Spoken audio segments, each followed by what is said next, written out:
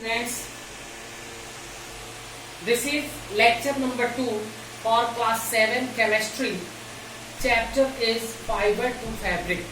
In the previous class, I have already taught you animals that yield wool, in which we were talking about the sheep and goat. This is our third animal from where we get wool. Camel. The fleece of camel gives soft, warm and lightweight wool. Camel के शरीर पे जो ऊपर बाल होते हैं उससे हमको मुलायम, गर्म और हल्के ऊन प्राप्त होते हैं। लगभग एक साल में हम एक मेल कैमल से 12 से 15 केजी ऊन प्राप्त करते हैं और 6 से 8 केजी ऊन हम फीमेल कैमल से प्राप्त करते हैं। बैक्ट्राइयन कैमल ऑफ साइबेरिया, ध्यान देना है, Bactrian camel of Siberia, Mongolia and China give us the best quality of food. Mongolia, China और साइबेरिया के जो बैक्ट्राइयन कैमल्स हैं उससे हमें बहुत अच्छे क्वालिटी का ऊन प्राप्त होता है। Alpaca, vicuna and llama are the animals that belong to the camel family and are mostly found in South America. South America में एक प्रकार का कैमल पाया जाता है जिसको अल्पाका, वैसुना और लामा कहते हैं, जिससे हमें बहुत ही मुलायम, लस्ट्रस और हल्के ऊन प्राप्त होते हैं।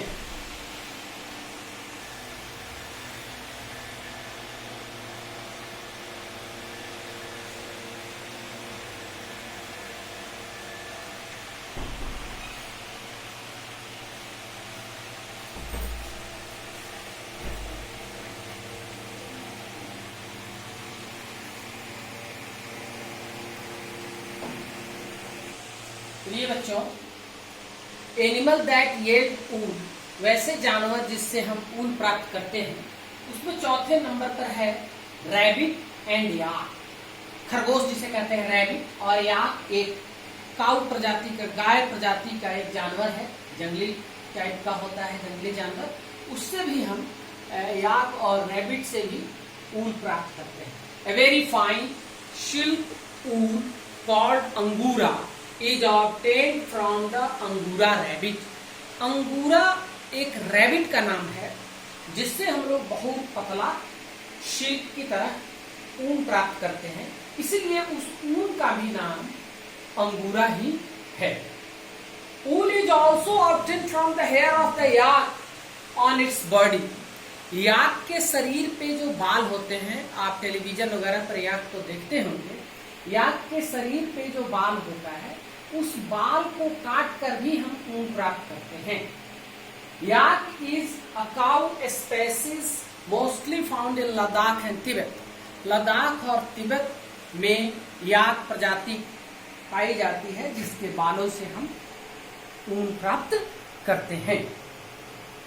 अब अगला टॉपिक है rearing and breeding of sheep. Sheep का रियरिंग और ब्रीडिंग के विषय में हम लोग अभी पढ़ेंगे। Sheep live and move in group called flocks. Sheep group में रहते हैं और ग्रुप में ही जीते हैं, ग्रुप में ही भ्रमण करते हैं, घूमते भी हैं, और उस ग्रुप को हम लोग फ्लॉक्स कहते हैं। जब ग्रुप बहुत बड़ा हो जाता है शिप का तो उसको हम लोग हर्ड कहते हैं। शिप के छोटे ग्रुप को फ्लॉक्स कहेंगे और शिप के बहुत बड़े ग्रुप को हम लोग हर्ड करते हैं। The process of domestication and raising of sheep is known as rearing. इसका क्या मतलब है कि शिप को पालना, अपने घर में, अपने आसपास, डोमेस्टिकेशन इसको कहते हैं। शिप का जो हम लोग पालतू जो उसको बनाते हैं, the process of domestication and raising of sheep, और शिप का लालन पालन करना, उसको बड़ा करना, raising of sheep is known as rearing, इसको रियरिंग कहते हैं। In India sheep are reared mostly in the northern states. भारत में उत्तरी राज्यों में शिप का पालन किया जाता है, घरेलू रूप से उसको लोग पालते हैं, मीट के लिए, ऊन के लिए, इन सब चीजों के लिए। कौन से नॉर्दर्न स्टेट्स में है? जैसे जम्मू एंड कश्मीर JNK, हिमाचल प्रदेश, उत्तरांचल, अरुणाचल प्रदेश और सिक्किम में खास करके वहां के लोग जो है वो शिप को पालते हैं ऊन के लिए और मीट के लिए। मैदानी इलाकों में हरियाणा, पंजाब और गुजरात में भी शिप को जो है पालतू बनाया जाता है और वहां से भी खास करके हम उससे ऊन प्राप्त करते हैं। स्टूडेंट्स, अब हम लोग सेलेक्टिव ब्रीडिंग के बात करेंगे। सेलेक्टिव ब्रीडिंग क्या है कि वैसे शिप या वैसे किसी दूसरे जानवर का ब्रीड बनाना जिससे कि हमें उसके ऑफ स्प्रिंग में, उसके बच्चे में कोई खास गुण हो, जैसे ज्यादा ऊन देने का गुण हो, ज्यादा मांस देने का गुण हो, इस तरह की गुण वाला जो हम लोग ब्रीड बनाते हैं उसको सेलेक्टिव ब्रीडिंग कहते हैं। उसके विषय में हम लोग जरा देखेंगे क्या है। The process of selecting parents, माँ बाप का चुनाव करते हैं कि उसका बच्चा कैसा हो जिसमें कोई खास प्रकार का गुण हो, उसके विषय में कह रहा है। The process of selecting parents for obtaining desirable character in the offspring, बच्चे में कोई खास गुण हो, जैसे बहुत ज्यादा ऊन देने वाला बच्चा हो, जब सयाना हो, वो बच्चा जो जन्म ले माँ बाप के थ्रू, और वो बच्चा जब शिप का सयाना हो तो उससे ज्यादा ही ज्यादा ऊन मिले, इसके लिए हम लोग विभिन्न 2 तरह के विभिन्न प्रजातियों के शिप का ब्रीडिंग करते हैं। तो उसका जो सिलेक्शन होता है, the process of selecting parents for obtaining desirable character in the offspring is known as selective breeding। और उस selective breeding के बाद जो बच्चे होते हैं, the bred animal are known as breeds। तो जो उसकी ब्रीडिंग कराकर जो एनिमल, जो जानवर, जो बच्चा पैदा किया जाता है उसको ब्रीड्स कहा जाता है। कुछ ब्रीड्स के विषय में प्रिय बच्चों हमारे बुक में दिया गया है, इसको आप लोगों को लिख लेना है और लिखकर कॉपी में फेयर में लिख लेंगे आप, और उसे कोशिश करेंगे कि इसमें ये सब याद हो जाए। टेबल नंबर 3.1 है, some Indian breeds of sheep. कुछ इंडिया में भी ब्रीड्स बनाए गए हैं शिप के, उसके विषय में हम लोग पढ़ेंगे कि वो कौन कौन से हैं। लोही एक ब्रीड है, Lohi. Quality of wool, good quality of wool, इसका जो ऊल होता है वो बहुत अच्छा होता है। यह पाया कहाँ जाता है? राजस्थान और पंजाब में पाया जाता है। रामपुर बुशैर, ये एक ब्रीड के, शिप के एक ब्रीड का नाम है, भेड़ के एक प्रजाति का नाम है। इसका ऊल कैसा होता है? ब्राउन फ्लीस होता है, इसका भूरे रंग का ऊल इससे प्राप्त होता है। यह उत्तर प्रदेश, हिमाचल प्रदेश में पाया जाता है। थर्ड है नाली, कारपेट ऊल होता है, जो कारपेट हम लोग अपने घरों में लगाते हैं, वो कारपेट ऊल नाली ब्रीड जो शिप का है उससे प्राप्त होता है। यह राजस्थान में, हरियाणा में और पंजाब में पाया जाता है। बकरवाल एक शिप का प्रजाति है। ये बकरवाल उलेन शॉल्स इससे बनते हैं, जो शॉल हम लोग अपने शरीर पे ठंडा के दिन में रखते हैं, जो ओढ़ते हैं, वो उलेन शॉल बकरवाल से बनता है। ये जम्मू और कश्मीर में पाया जाता है। मरवारी, मरवारी इसका जो ऊन होता है वो मोटा होता है, कोर्स ऊन होता है। यह गुजरात में पाया जाता है। पटनवाड़ी फॉर होइजरी, होइजरी के काम में यह आता है।